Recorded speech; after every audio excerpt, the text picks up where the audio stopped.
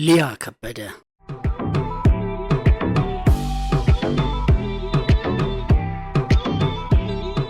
ሊያ ከበደ ዓለም ያደነቃትና እሷም በኢትዮጵያዊነቷ የምትኮራ ሞዴል ናት። ሊያ የተሳካላት ሞዴል ብቻ አይደለችም። ከዓለማችን ታላቁ የፊልም ማዕከል ሆሊውድ አሉ የተባሉ አክተሮችና ስመጥር ዳይሬክተሮች የነቃ ተሳትፎ ባደረጉበት የተለያዩ ፊልሞች ላይ በመተወንም ትታወቃለች። በዚህ ማሳያ ደግሞ እንደ ዘ ጉድ ሼፐርድ 2006፣ ዴዘርት ፍላወር 2009፣ ብላክ ጎልድ 2011፣ ሶር ላ ፔስታ ዱ ማርስፖሊም 2012፣ ዘ ቤስት ኦፈር 2013 ያሉት የሊያ ፊልሞች ከብዙዎቹ ተጠቃሽ ናቸው።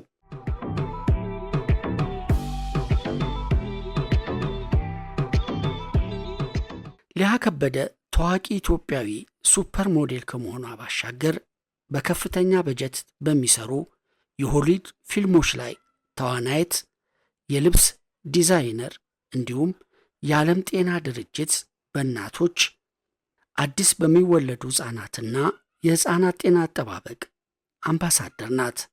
ሊያ ከበደ የተባበሩት መንግስታት ድርጅት የጤና ድርጅት አምባሳደር መሆኗ በተለይ ደግሞ በሊያ ፋውንዴሽን የበጎ አድራጎት ተቋም ከምታደርገው የእናቶችና የሕፃናት ጤና አጠባበቅ ጋር በእጅጉ የተዛመደ ነው። ሊያ ሞዴል ሆና ስትሰራ በቀላሉ ለጥቁሮች የማይሰጡ አሊያም ከእርሷ በፊት ለጥቁሮች ያልተሰጡትን ዕድሎች ለማግኘት በልዩ ችሎታዋ አማካኝነት የተዘጋውን በር በማስከፈት ለብዙ ጥቁሮች የተሻለ የሥራ ዕድል ለማመቻቸት በቅታለች። በዚሁ መሠረት ስመጥሩ የአሜሪካ የፋሽን መጽሔት ላይ 2 ጊዜ የውጭ ሽፋን አድርጎ አውጥቷታል። እንደ ፎርቢስ መረጃ ሊያ ከዓለማችን 11ኛው ከፍተኛ ተከፋይ ሴት ለመሆን በቅታለች ከጥቂት ዓመታት በፊት። ይህ ደረጃ አሁን ያለችበትን ደረጃ አይመለክትም።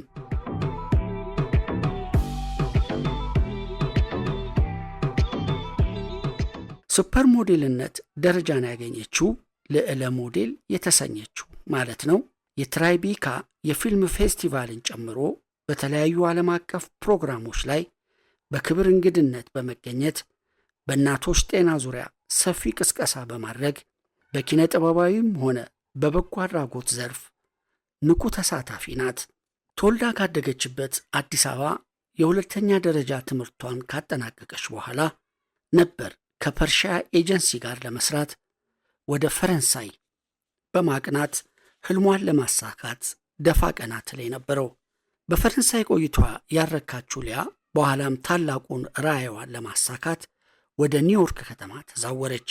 የዓለማችን ታላላቅ የፋሽን መድረኮች መናኸሪያ በሆነችው ኒውዮርክ እንኳን እንደ ኢትዮጵያ ካሉ ታዳጊ ሀገራት ለመጡ ሞዴሎች ቀርቶ እዛው አሜሪካ ተወልደው ላደጉት እንኳን በጣም ፈታኝ ብሎም ተስፋ አስቆራጭ የሚያደርገውን የሥራ ላይ ፈተና በጽናት በማለፍ ከዓለማችን ቁንጮ ሞዴሎች ተርታ ለመደበር በቅታ ነበር።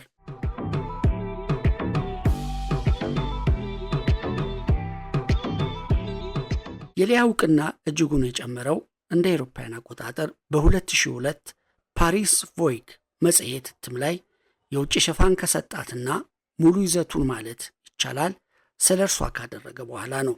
በእርግጥ የሞዴሏ ስኬት ፈርጀ ብዙ ነው። አሉ በተባሉት የፋሽን ዓለም መጽሔቶች የላቀ ስፍራ አገኘች። በዚህ መሠረት በጣሊያን፣ ጃፓን፣ አሜሪካ፣ ስፔን፣ ፈረንሳይ መጽሔት እትሞች ላይ እና በዓለም አቀፍ ደረጃ ሰፊ ተነባቢነት ባለው በታይምስ ስታይል ኤንድ ዲዛይን ላይ የሽፋን ቦታን በተለያየ ጊዜያት አግኝታለች። በ2003 እንደ አውሮፓውያን አቆጣጠር ለኢስቲ ሉዳር ኮስሞቲክስ በ57 ዓመት ታሪክ ውስጥ የመጀመሪያው ኢትዮጵያዊ ተወካይ በመሆን የ$3 ሚሊዮን ስምምነት ፈርማ ነበር።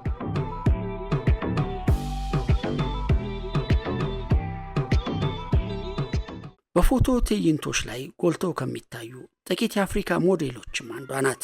በእነዚህም ታዋቂነቶቿና በመልካም ተግባሯ እንደ አውሮፓውያን አቆጣጠር በ2005 የዓለም የጤና ድርጅት በእናቶች አዲስ በሚወለዱ ሕፃናትና የሕፃናት ጤና ጥበቃ አምባሳደር ሆነች። በ2005 እንደ አውሮፓውያን አቆጣጠር አሜሪካን ቮይጅ መጽሔት ይህንኑ ሰብአዊ ተግባሯን በመጥቀስ እና የፊት ገጽ ምስሏን በማውጣት ከጥቂት ጥቁር ሞዴሎች ተርታ እንድትሰለፍ አስቻሏት። በአንድ ወቅት ሊያ ስለ አፍሪካ ስትናገር ይህንን ስሜት የፈጠረብኝ አፍሪካ ውስጥ ተወልጄ ማደጌ ነው። በድህነት ተከበው እየኖሩ ስለ ድህነት አለማሰብ ፍጹም የማይቻል ነገር ነው። ልጅህን በምትወልድበት በዚያችው ደቂቃ ነው ለልጅ የተሻለች ዓለም ትተህ ማለፍ እንዳለብህ ማሰብ የምትጀምረው ብላ ነበር።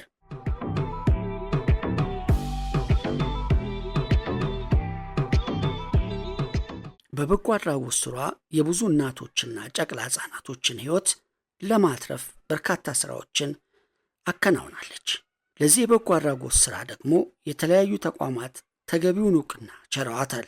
በተለይ ታዋቂው የታይም መጽሔት እትም ላይ ተጽዕኖ ማሳደር ከሚችሉ 100 የዓለማችን ምርጥ ሰዎች ዘ 100 ሞስት ኢንፍሉዌንታል ፒፕል ኢን ዘ ወርልድ በሚል ይፋ ካደረጋቸው ታዋቂ ሰዎች ስም ዝርዝር ውስጥ ኢትዮጵያዊቷ ሊያ ከበደ አንዷ ለመሆን በቅታ ነበር።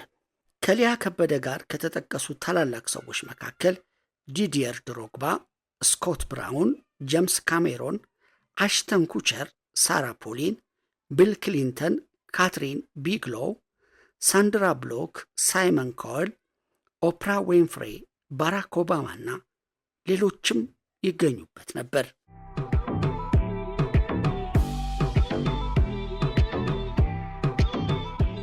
የዓለማችን ቢሊዮነሮችን በመዘርዘር የሚታወቀው ፎርብስ መጽሔትም ሊያ ከበደን በወቅቱ $2.5 ሚሊዮን ገቢ በማግኘት ከዓለማችን 15 ከፍተኛ ተከፋይ ሱፐር ሞዴሎች አንዷ መሆኗን አውስቶ ነበር።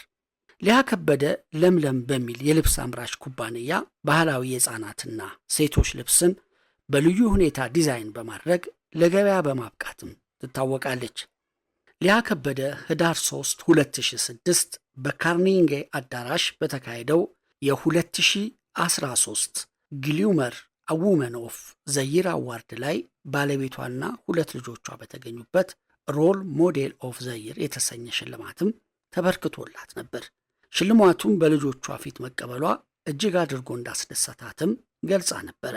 የሊያ ፋውንዴሽን በታዳጊ ሀገራት የሚገኙ እናቶች ቅድመና ድህረ ወሊድ ተገቢውን ሕክምና አገልግሎት እንዲያገኙ ይሰራል።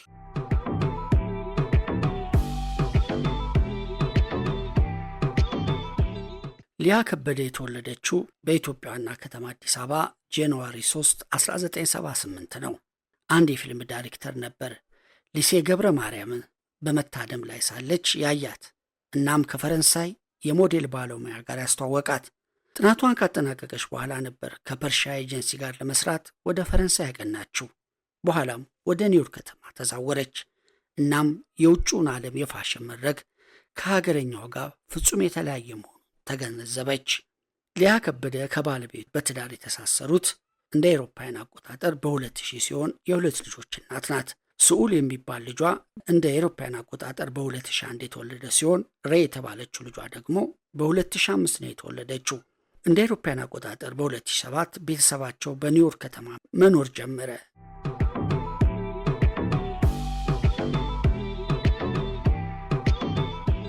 ሊያ ከበደ በአሁኑ ወቅት በዋናነት መቀመጫዋን በኒውዮርክ ከተማ አድርጋ በፈረንሳይ ፓሪስ ውስጥ ደግሞ ሊያ ብሬሪየር የተሰኘ የሥነ ጽሑፍና የመጽሐፍት ክበብ ነክ እንቅስቃሴዎችን ታከናውናለች።